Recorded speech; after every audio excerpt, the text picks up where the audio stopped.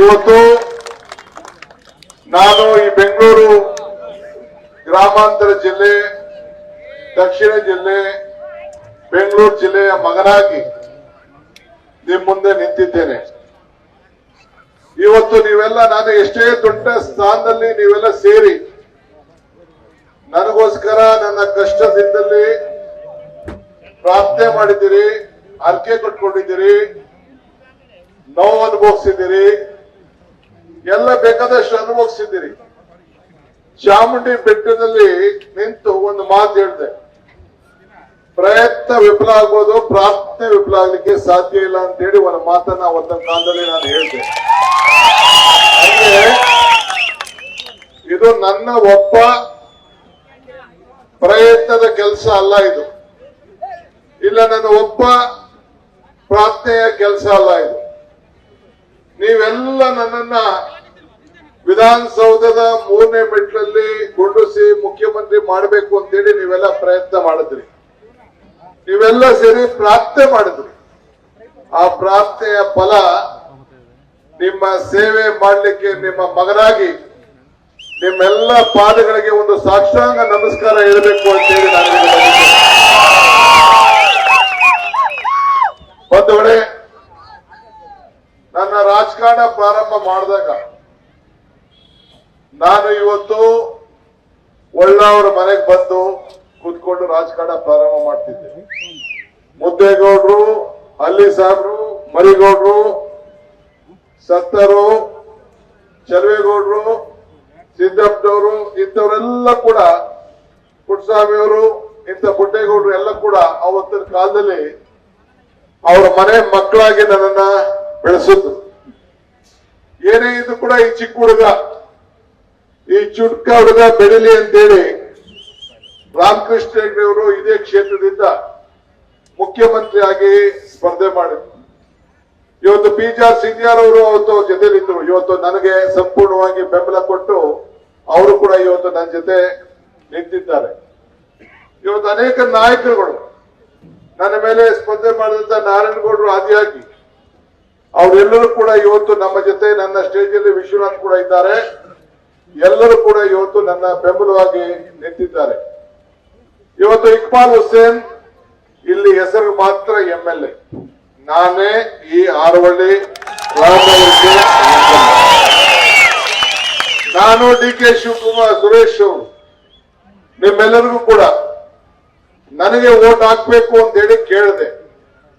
ಇವತ್ತು ನೀವೆಲ್ಲ ಸೇರಿ ನನ್ನ ಮೇಲೆ ವಿಶ್ವಾಸ ಇಟ್ಟು ನನ್ನ ಮಿತ್ರರಾದಂತ ಇಕ್ಬಾಲ್ ಹುಸೇನ್ ಅವರಿಗೆ ನಿಮ್ಮ ಸೇವಕನಾಗಿ, ನನ್ನ ಪ್ರತಿನಿಧಿಯಾಗಿ ನೀವೆಲ್ಲ ಸ್ವೀಕಾರ ಮಾಡಿದ್ದೀರಿ. ನಾನು ಅವ್ನಿಗೆ ಹೇಳಿದೆ, ಮಾತು ಕಡಿಮೆ ಕೊಡ, ಮುಹೂರ್ತ ಇಡಬೇಡ, ಡೇಟ್ ಇಡಬೇಡ ಅಂತ ಇವ್ನಿಗೆ ಹೇಳಿದೆ. ಒಡೆಯೋದೊಂದು ಬಾಕಿ, ಅನ್ಬಿಟ್ಟಿನೆಲ್ಲ ಮಾಡಿದ್ದೀನಿ. ಆದ್ರೂ ಒಂದು ಬಾಯಿ ಚಪ್ಪಲ ಬಿಡ್ಲಿಲ್ಲ. ನೋಟಿಸ್ ಕೊಟ್ಟೆ. ಏನ್ ಮಾಡಕ್ಕಾಯ್ತೈತೆ, ಆಸೆ, ಅಭಿಮಾನ, ಆಸೆ ಅಂತ ಮಾಡ್ದ. ಇರ್ಲಿ, ನೀವೆಲ್ಲ ಸೇರಿ ಆಯ್ಕೆ ಮಾಡಿ ಕಳಿಸಿದ್ದೀರಿ. ಯಾವುದೇ ಜಾತಿ ಇಲ್ಲ ನಮ್ಗೆ, ಯಾವುದೇ ಧರ್ಮ ಇಲ್ಲ. ನಾನು ಇವತ್ತು ಕೂಡ ಇಲ್ಲಿ ಏನು ಪ್ರತಿನಿಧಿ ಆಗಿದ್ದೀನಿ, ಪಕ್ಷದ ಎಲ್ಲ ಕಾರ್ಯಕರ್ತರಿಗೆ, ನಿಮ್ಗೂ ಕೂಡ ಹೇಳ್ತಾ ಇದ್ದೀನಿ, ಸಿಕ್ಕ ಅವಕಾಶವನ್ನ ನಿಮ್ಮ ಬದುಕಿನಲ್ಲಿ ಬದಲಾವಣೆಯನ್ನು ಮಾಡಿಕೊಳ್ಳಿಕ್ಕೆ ನೀವು ಉಪಯೋಗಿಸ್ಕೊಳ್ಬೇಕು. ಎಲ್ಲರೂ ನಗ್ತಾ ಇದ್ರು. ಇದನ್ನ ಬೆಂಗಳೂರು ದಕ್ಷಿಣ ಜಿಲ್ಲೆ ನಮ್ಮ ಸ್ವಾಭಿಮಾನದ ಹೆಸರನ್ನ ಉಳಿಸ್ಕೊಳ್ಬೇಕು ಅಂತೇಳಿ. ನಿಮ್ ಯಾರ ಜೋಬು ನಾನು ದುಡ್ಡು ಹಾಕೋಕ್ ಆಗುದಿಲ್ಲ. ಆದ್ರೆ ನಿಮ್ಮ ಎಲ್ಲ ಆಸ್ತಿ ಮೌಲ್ಯಗಳು ಈ DK ಶಿವಕುಮಾರ್ ತೆಗೆದುಕೊಂಡಂತ ನಿರ್ಧಾರ, ಇದು ಬೆಂಗಳೂರು ದಕ್ಷಿಣ ಜಿಲ್ಲೆ ಅಂತ ಹೇಳಿದ್ಮೇಲೆ ಈ ಜಮೀನಿನ ಬೆಲೆ ಏನಾಯ್ತು ಅನ್ನೋದಕ್ಕೆ ನಿಮ್ಗೆಲ್ಲ ಕೂಡ ಇವತ್ತು ಮನವರಿಕೆ ಆಗಿದೆ. ಸೊ ಇದೊಂದು ದೊಡ್ಡ ಐತಿಹಾಸಿಕವಾದಂತ ತೀರ್ಮಾನ. ನಾನೇನು ಹೊಸದಾಗಿ ಸೃಷ್ಟಿ ಮಾಡಲಿಲ್ಲ. ದೊಡ್ಡಹಳ್ಳಿ ಕೆಂಪೇಗೌಡರ ಮಗ DK ಶಿವಕುಮಾರ್ ಅಂತ ಹೆಸರು ನಾನು ಚೇಂಜ್ ಮಾಡ್ಕೊಳಕ್ ಆಗ್ತದಾ? ಆಗುದಿಲ್ಲ. ಹಂಗೆ ಇವತ್ತು ನಾವು ನೀವೆಲ್ಲ ಬೆಂಗಳೂರು ಜಿಲ್ಲೆಯವರು.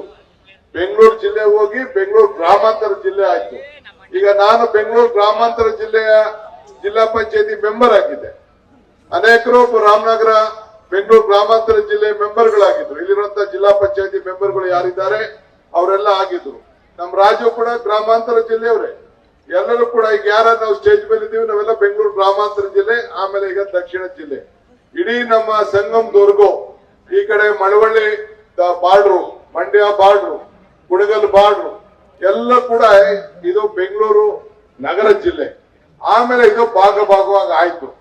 ಆದ್ರೂ ಚಿಂತೆ ಇಲ್ಲ, ನಿಮ್ಮ ಅಭಿವೃದ್ಧಿಗೆ ನಾನು ಪ್ರತ್ಯೇಕವಾದಂತ ಮೀಟಿಂಗ್ ಅನ್ನ ನಾನು ಮಾಡ್ತೇನೆ. ಇಲ್ಲಿ ಏನಾಗ್ಬೇಕು ನಾನು ಹೇಳ್ತೇನೆ. ಎಲ್ಲ ಬಡವರಿಗೆ ಇದೊಂದು ದೊಡ್ಡ ನಗರವಾಗಿ ಆರವಳ್ಳಿ ಬೆಳೀತಾ ಇದೆ. ಇನ್ನು ಮುಂದಕ್ಕೆ ಏನಾಗ್ತದೆ ಅಂತ ನಾನು ಹೇಳಬಹುದಿಲ್ಲ. ನಿಮ್ಗೆಲ್ಲ ಆಸ್ಪತ್ರೆಗೆ ಒಂದ್ ಒಳ್ಳೇದಾಗ್ಬೇಕು ಅನ್ನೋ ದೃಷ್ಟಿಯಿಂದ ಆವತ್ತು ನಾನು ಮೆಡಿಕಲ್ ಎಜುಕೇಶನ್ ಮಿನಿಸ್ಟರ್ ಆದಾಗ ನಮ್ಮ ದಯಾನಂದ ಸಾಗರ್ ಯೂನಿವರ್ಸಿಟಿ ಅವ್ರ ಮಾತಾಡಿ ಅವ್ರಿಗೆ ಪರ್ಮಿಷನ್ ಕೊಟ್ಟು ಇಲ್ಲಿ ಅವ್ರದ್ದು ಮೆಡಿಕಲ್ ಕಾಲೇಜ್ ಆಯ್ತು. ಇನ್ನೊಂದು ತುಗುಡಿದ್ದವು, ಇದು ನಿಮ್ ಕ್ಷೇತ್ರದ ಬಾರ್ಡರ್ ಇದೆ. ಇನ್ನೊಂದು ತುಗುಡಿದ್ದವು ಇನ್ನು ಸದ್ಯದಲ್ಲೇ ಇನ್ನೊಂದು 15 ದಿನ ತಿಂಗಳಲ್ಲೇ ಬಂದು ಅಲ್ಲಿ ಭೂಮಿ ಪೂಜೆಯನ್ನ ಮಾಡಿ ಒಂದು ಹೊಸ ಮೆಡಿಕಲ್ ಕಾಲೇಜನ್ನ ಕನಕಪುರದಲ್ಲಿ ಪ್ರಾರಂಭವನ್ನ ಮಾಡಂತ ತಾಲೂಕಲ್ಲಿ ಮಾಡಂತ ಕೆಲಸ. ಅದು ಆ ತಾಲೂಕು ಹಾಸ್ಪಿಟ್ಲು ನಿಮ್ಗೂ ಅನುಕೂಲ, ಕನಕಪುರದವ್ರಿಗೂ ಅನುಕೂಲ, ಮಳವಳ್ಳಿಯಿಂದ ಬರೋದವ್ರಿಗೂ ಅನುಕೂಲ, ಎಲ್ಲರಿಗೂ ಕೂಡ ಅನುಕೂಲ. ಯಾಕೆಂದ್ರೆ ಆರೋಗ್ಯವನ್ನ ಕಾಪಾಡಬೇಕಾದ್ದು ಅದ ಕೆಲಸ. ಈಗಾಗಲೇ ಎಲ್ಲ ಅನೇಕ ಕೆರೆಗಳಿಗೆ ನೀರು ತುಂಬಿಸುವಂತ ಕೆಲಸವನ್ನ ನಾನು ಮಾಡಿಕೊಂಡು ಬಂದಿದ್ದೇನೆ. ಯಾರು ವ್ಯವಸಾಯನ ಬಿಡಕ್ ಹೋಗ್ಬೇಡಿ. ನಾನು ನಮ್ಮ RS ಅವ್ರಿಗೆ ಹೇಳಿ, ಇಲ್ಲಿ ಏನು ಗಾಂಧಿ ಫಾರಂ ಅಂತ ಇತ್ತು ಅಲ್ಲಿ ಈಗಾಗಲೇ ನಾನು ಕೃಷಿ ಕಾಲೇಜನ್ನ ಮಾಡಿಸಿದ್ದೇನೆ. ಯಾಕೆಂದ್ರೆ ಇಲ್ಲಿ ತರಕಾರಿ ಬೆಳಿಬೇಕು, ಹಣ್ಣು ಬೆಳಿಬೇಕು, ಎಲ್ಲ ಉದ್ಯೋಗಕ್ಕಿಂತ ಇದು ಬಹಳ ಉತ್ತಮವಾದಂತ ಆದಾಯ ಇರುವಂತದ್ದು.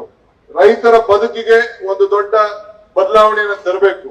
ಯಾಕೆಂದ್ರೆ ನಮ್ಮ ರೈತರಿಗೆ ಸಂಬಳ ಇಲ್ಲ, ಪ್ರಮೋಷನ್ ಇಲ್ಲ, ಪೆನ್ಷನ್ ಇಲ್ಲ, ರಿಟೈರ್ಮೆಂಟ್ ಇಲ್ಲ, ಲಂಚ ಕೂಡ ಇಲ್ಲ. ಅದಕ್ಕೆ ರೈತರಿಗೆ ಬದಲಾವಣೆ ಮಾಡಬೇಕು. ಸಿಲ್ಕು ಮಿಲ್ಕು ಇದು ದೊಡ್ಡ ಶಕ್ತಿ ನಮ್ಮ ತಾಲೂಕು. ಇಲ್ಲಿ ರೇಷ್ಮೆ ಬೆಳೆದಿದ್ದೀರಿ, ಹಾಲನ್ನ ಉತ್ಪಾದನೆ ಮಾಡ್ತಾ ಇದ್ದೀರಿ. ಇದಕ್ಕೆಲ್ಲ ಕೂಡ ಈಗಾಗಲೇ DK ಸುರೇಶ್ ಅವರು ಕೂಡ ಇದ್ರ ಬಗ್ಗೆ ನಮ್ಮ ರೈತರನ್ನ ಉಳಿಸ್ಕೊಳ್ಬೇಕು ಅನ್ನೋ ದೃಷ್ಟಿಯಿಂದ ಅವ್ರದ್ದು ಅನೇಕ ಯೋಜನೆಗಳನ್ನ ಸಿದ್ಧತೆಯನ್ನ ಮಾಡ್ಕೊಂಡು ಬರ್ತಾ ಇದ್ದಾರೆ. ಇವತ್ತು ಕೈಗಾರಿಕೆ ಕೂಡ ಇಲ್ಲಿ ಬೆಳೀತಾ ಇದೆ. ಅವರು ಕೂಡ ನಾನು ಹೇಳ್ತೇನೆ, ಎಲ್ಲ ನಮ್ಮ ಸ್ಥಳೀಯರಿಗೆಲ್ಲ ಕೂಡ ಅವಕಾಶವನ್ನು ಮಾಡ್ಕೊಡ್ಬೇಕು ಅಂತ ಹೇಳಿ ಕಟ್ಟಬದ್ಧವಾದಂತ ಆದೇಶವನ್ನ ಅವ್ರಿಗೂ ಕೂಡ ನಾನು ಕೊಡೋನಿದ್ದೇನೆ ನಾನು.